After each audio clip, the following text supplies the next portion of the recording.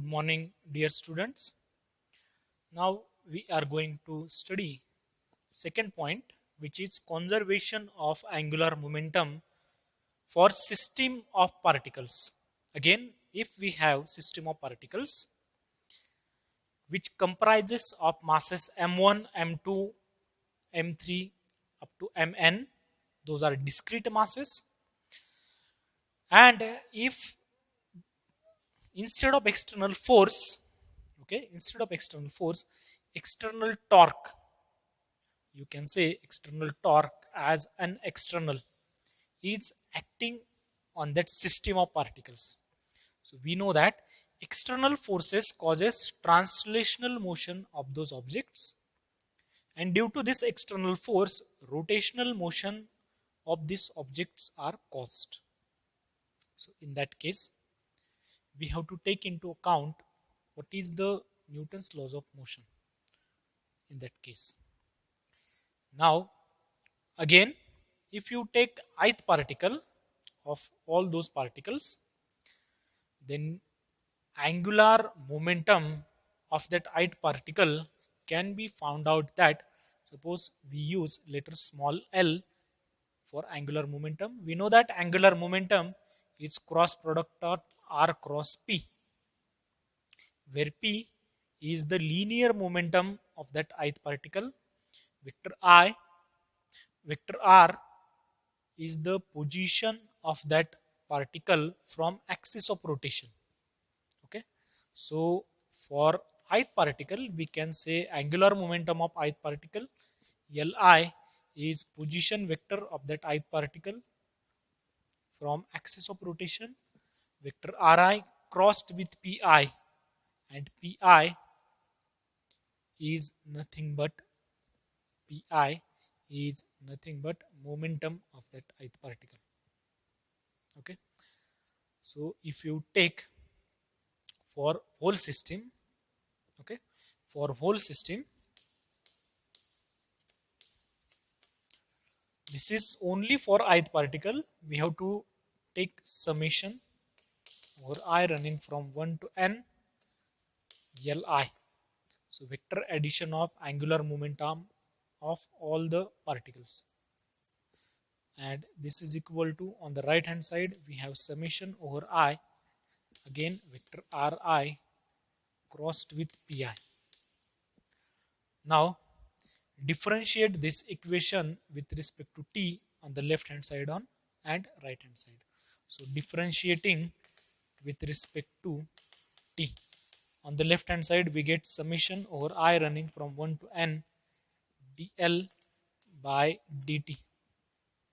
Okay, so dl by dt, if you return, write this as symbol capital L.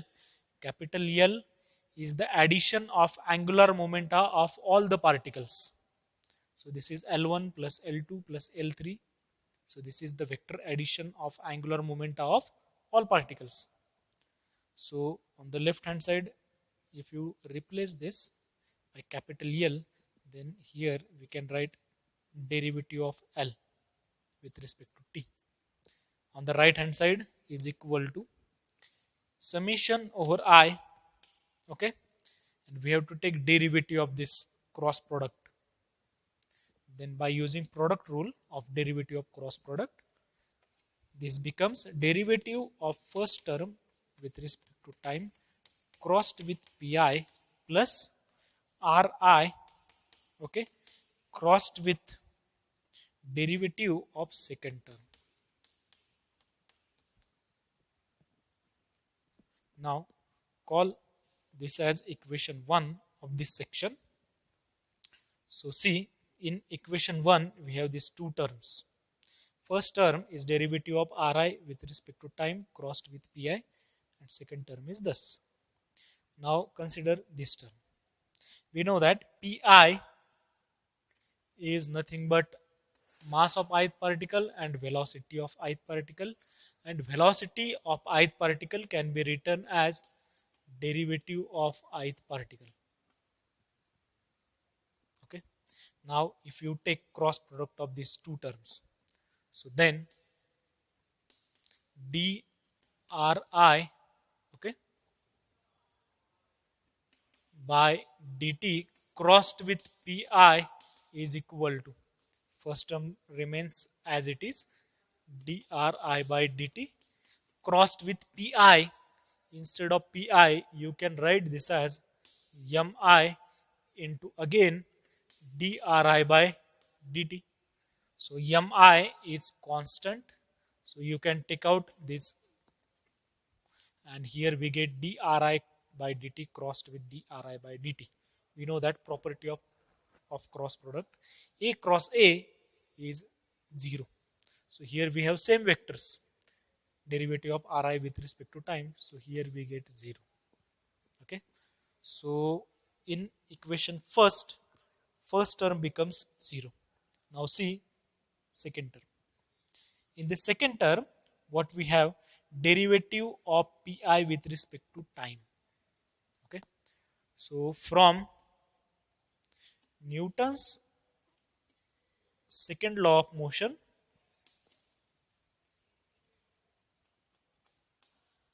for ith particle,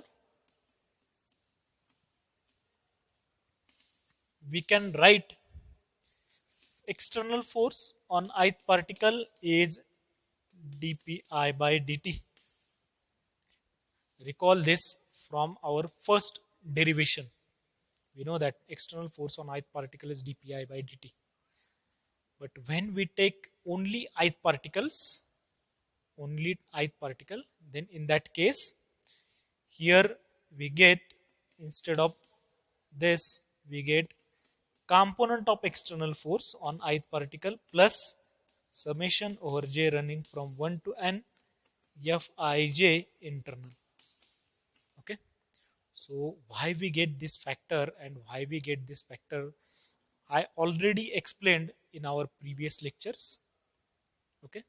So this is the internal force acting on ith particle. If you take only ith particle, then we have to take into account this. Here we have this I is not equal to j, and this is equal to dpi by dt. Okay. So use this only for dpi by dt in equation 1. So using in equation 1, what we will get now, equation 1 becomes, on the left hand side we have dl by dt is equal to, on the right hand side, summation over I. Okay. First term, we know that first term becomes 0, and second term vector ri crossed with dpi by dt, and dpi by dt from Newton's second law, it becomes fi external plus summation over j running from 1 to n, excluding I is not equal to j, we have this term Fij internal. Okay.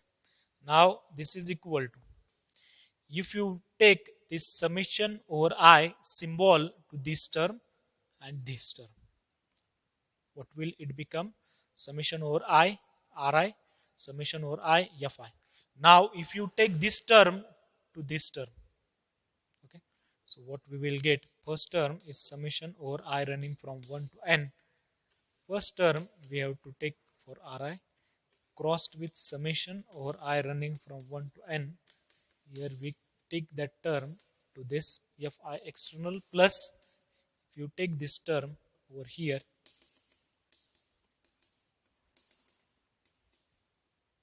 excluding I is not equal to j. Okay.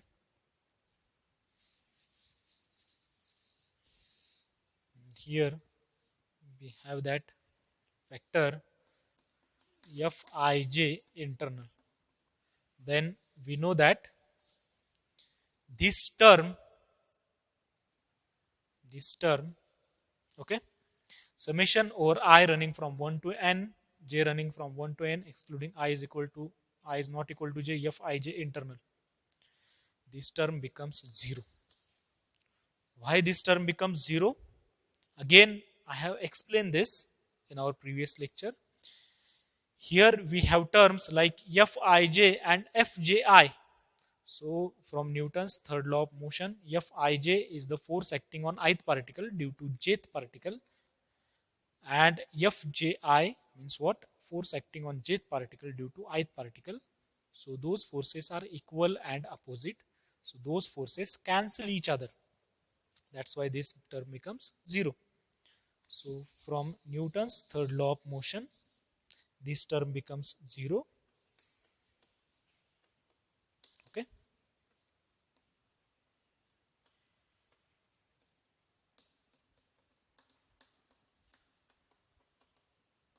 Fij is equal to minus Fji. Okay. Using this in this equation, we get this. Now, if you take summation over I for common, then we know that R cross F, this is the Ri cross Fi, is the external torque acting on ith particle.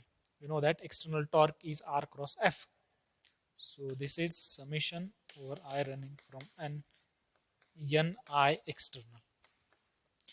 And if you add all the external torque, so you can say N external is the external torque acting on the whole system due to external applied force. So here we get Newton's laws of motion for translational motion for whole system. dl by dt is equal to N external.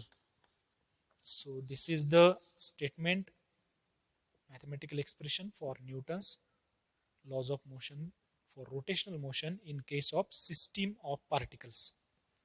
Now, here, conservation of angular momentum. Okay.